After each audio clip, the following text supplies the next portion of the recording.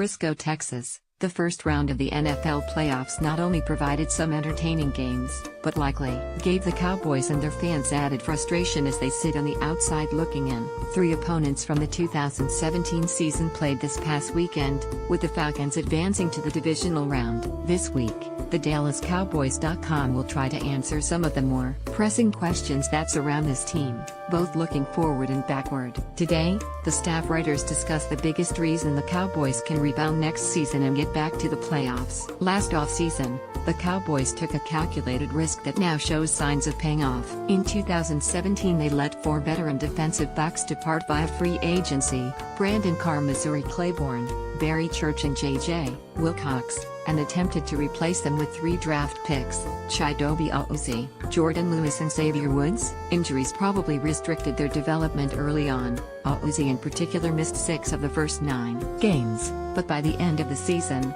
they were Rod Marinelli's top 3 cornerbacks. The Cowboys went 4-1 in that stretch. It wasn't perfect, of course, but the Cowboys like how mentally tough and how physical these guys play. They hoped last spring was this: the young DBs might go through some growing pains early, but later on they might give the secondary a little more speed, a little more dynamic element. We saw glimpses of that in December, and that's encouraging for 2018. What we realized in 2017 was just who the key players are for this squad. The MVPs are clearly Zeke, Lee, and Tyron Smith. Without them, especially at once, the Cowboys really have no shot. There were 2 games without all 3 and several more with 2 of them missing. By my total, I had 15 combined games that were missed by those 3 players. And yet, the Cowboys still won 9 games. No, that's not where they need to be, but it's reason for optimism to know this team can still scrounge up nearly 2 handfuls of wins despite huge personnel losses. I think you address those spots with key backup players and try to improve this team from 1-53 a little better. But this is a team that went 6-2 again on the road for the 2nd straight year,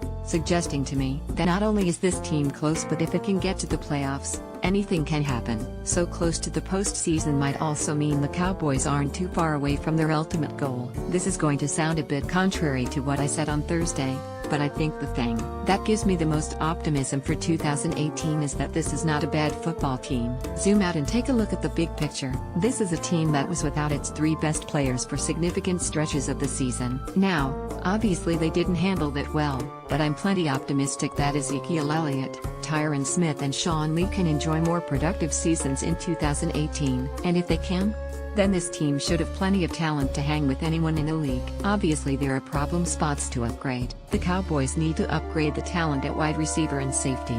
Like I said Thursday, they also need to address issues with their depth. But this offense was very productive when Zeke and Smith were both available.